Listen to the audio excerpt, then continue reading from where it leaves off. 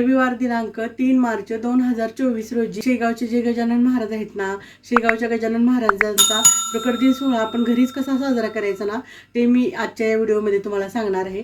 आपण सर्वप्रथम इथं चौरंग किंवा लाकडी पाट मांडून घ्यायचा आहे. त्याच्यावर आपण लाल किंवा केशरी कापड अंतरायचं आहे. मी पण इथं बघा हे केशरी कापड अंतरून घेतलेलं आहे. त्याच्यावरती मी काय केलेलं आहे, श्री गजानन महाराजांचा फोटो ठेवलेला आहे.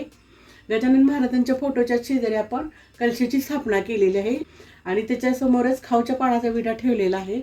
फोटोच्या उजव्या साईडला आपण ही कलशाची स्थापना करून घेतलेली आहे. हा जो आहे हा आपला मंगल कलश आहे. हा जो असा मंगल कलश आपण स्थापन केलाय ना, याच्यामुळे आपण जी ही पूजा केलेली आहे ना, ही पूजा आपली फलदायी होत असते. त्याचबरोबर कलशाच्या उजव्या साईडला आपण इथं गणपती बाप्पांची प्रतिमा आपण स्थापन घेतलेली आहे. काय केलेलं आहे, खाली थोडे तांदूळ ठेवलेले आहेत आणि त्याच्यावरती सुपारी ठेवून आपण तिथं गणपती बाप्पांची प्रतिमा आपण स्थापलेली आहे. समोरच फळंही ठेवलेले आहेत आपण. त्याचबरोबर फोटोच्या समोर मी श्री गजानन महाराजांचा हा ग्रंथ आहे ना, हा ग्रंथ पण ठेवून घेतलेला आहे. पंचामृत ठेवलेला आहे. त्याचबरोबर सुकामेवाही मी ठेवलेला आहे.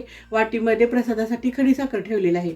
ही आपली सगळी पूजा झाल्यानंतर आपण जो सगळ्यांना घरामध्ये प्रसाद वाटणार ना, त्याच्यासाठी वाटीमध्ये खडी साखर ठेवलेला आहे. आता आपण काय करूया, सर्वप्रथम फोटोचं पूजन करून घेऊया. आपण काय करायचं आहे, फुल घ्यायचं आहे. फुलानं काय करायचं आहे, फोटोला पाणी शिंपडायचं आहे. देवाऱ्यातल्या देवांच्यावर पाणी शिंपडून घ्यायचं आहे. त्याचबरोबर आपण जो हा मंगल कलश इथं स्थापन घेतलेला आहे ना, त्या मंगल कलशावर पण पाणी शिंपडायचं आहे. आणि जी आपण इथं गणपती बाप्पांची प्रतिमा स्थापन करून घेतलेली आहे ना, प्रतिमेवर पण आपल्याला पाणी शिंपडायचं आहे. हे करून झाल्यानंतर आपण काय करायचं आहे, सर्वप्रथम गणपती बाप्पांची पूजा करणार आहे. सर्वप्रथम आपण काय करणार आहे, गणपती बाप्पांना अष्टगंध वाहून घेणार आहे. श्री गणेशाय नमः. त्याचबरोबर गणपती बाप्पांना आपण लाल फुल अर्पण करणार आहे. वक्रतुंड महाकाय सूर्यकोटी समप्रभा निर्विघ्नं कुरु मे देव सर्व कार्येषु सर्वदा. श्री गणपती बाप्पांची पूजा करून झाली ना की आपण काय करणार आहे, फोटोचं पूजन करणार आहे. फोटोला पण आपण काय करणार आहे, अष्टगंध वाहणार आहे. त्याचबरोबर इथं जो ग्रंथ आपण ठेवलेला आहे ना महाराजांचा, त्या ग्रंथालाही अष्टगंध व्हायचा आहे. त्याचबरोबर फोटोला अक्षता व्हायच्या आहेत. त्याचबरोबर ग्रंथालाही अक्षता व्हायच्या आहेत. आणि जो आपले देवाऱ्यात जे समर्थ आहेत, इतर देवी देवता आहेत ना, त्यांनाही अष्टगंध, हळदी, कुंकू, अक्षता व्हायच्या आहेत. हे झाल्यानंतर काय करायचं आहे, आपल्याला इथं फूल अर्पण करायचं आहे. श्री गणेशाय नमः. गण गण गणात बोते. आता आपण फोटोची पूजा करून घेतलेली आहे. आता आपण काय करायचं आहे, कलशाची पण पूजा करायची आहे. कलशाला पण आपण हळदी, कुंकू, अक्षता वाहून घेऊया. हळदी, कुंकू, अक्षता वाहणार आहे. अक्षता वाहून झाल्यानंतर कलशालाही आपण इथं फूल अर्पण करायचं आहे. आता कलशाची पूजा करून झालेली आहे. आता आपण इथं जे पानाचा हा विडा ठेवलेला आहे ना, त्याच्यावरती पण हळदी, कुंकू, अक्षता वाहून घेऊया. हळदी, कुंकू, अक्षता व्हायचे. हळदी, कुंकू, अक्षता वाहून झाल्यानंतर काय करायचं आहे, आपण नमस्कार करायचा आहे. जे आपले देवाऱ्यातले देवी देवता आहेत ना, त्या देवाऱ्यातल्या देवी देवतांना नमस्कार करायचा आहे. जे स्वामी समर्थ आहेत, आपले जे कुलदैवत आहेत, माता लक्ष्मी, श्री गुरुदेव दत्त, श्री गणेश, म्हणजे जे काही आपले देवाऱ्यामध्ये देव आहेत ना, त्यांना पण आपण साष्टांग नमस्कार करायचा आहे. म्हणजे जे काही आपले देवाऱ्यातले देवी देवता आहेत ना, त्यांना पण आपण नमस्कार करायचा आहे. नमस्कार करून झाल्यानंतर त्यांचं आपण आवाहन करायचं आहे. मनातल्या मनात त्यांना प्रार्थना करायची आहे की हे जी काही मी श्री गजानन महाराजांची पूजा करते ना, ती माझी पूजा फलदायी होऊ द्या. आणि जो काही मी श्री गजानन महाराजांचा ग्रंथ वाचते ना, ते मला फळ मिळू द्या. म्हणून काय करायचं आहे, सगळ्या देवी देवतांचं आपण आवाहन करायचं आहे आणि त्यांचे आशीर्वाद घ्यायचे आहेत. त्याचबरोबर आपण फोटोलाही नमस्कार करायचा आहे. मग फोटोला नमस्कार केल्यानंतर इथं ग्रंथालाही नमस्कार करायचा आहे. ग्रंथालाही आपण काय करायचं आहे, हळदी, कुंकू, अष्टगंध, अक्षता व्हायच्या आहेत. अक्षता व्हायल्यानंतर ग्रंथालाही आपण फूल अर्पण करायचं आहे.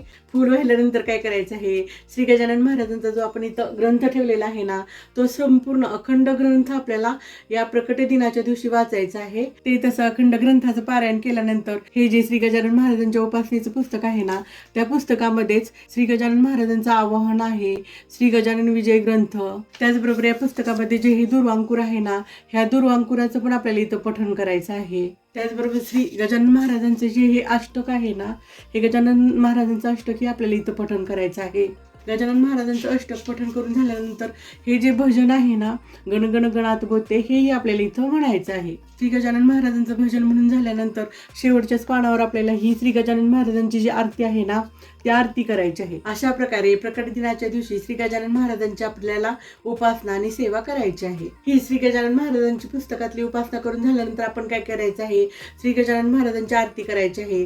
आरती करून झाल्यानंतर काय करायचं आहे, गण गण गणात बोते हा जो मंत्र आहे ना, हा मंत्र आपल्याला 108 वेळा म्हणायचा आहे. हा जो मंत्र 108 वेळा आपण म्हणला ना की आपल्याला काय करायचं आहे, आजच्या या दिवशी जो आपण घरामध्ये स्वयंपाक केलेला आहे ना त्याचा नैवेद्य दाखवायचा आहे. आजच्या या प्रकट दिनाच्या दिवशी गजानन महाराजांना पिठलं भाकरीचा नैवेद्य खूप आवडतो ना, म्हणून आजच्या या प्रकट दिनाच्या दिवशी श्री गजानन महाराजांच्यासाठी पिठलं भाकरी मिरची हा नैवेद्य करायचा आहे. त्याचबरोबर इथं पिठलं भाकरीचा नैवेद्य आहे ना, तो नैवेद्य पण आपल्याला दाखवायचा आहे. नैवेद्यम समर्पयामी. श्री गजानन महाराजांना पिठलं भाकरी बरोबरच करंजा, बुंदीचा लाडू, बेसनाचा लाडू हेही आवडायचं ना. आजच्या या प्रकट दिनाच्या दिवशी महाराजांना कसं व्हायचं, गोड पण खूप आवडायचं ना, करंजा, बुंदीचा लाडू, बेसनाचा लाडू. मग मी आजच्या या दिवशी काय केलेलं आहे, महाराजांच्यासाठी बेसनाचे लाडू केलेले आहेत. त्याचंही नैवेद्य मी समोर ठेवलेला आहे. तोही आपण महाराजांना अर्पण करायचा आहे. नैवेद्यम समर्पयामी, नैवेद्यम समर्पयामी.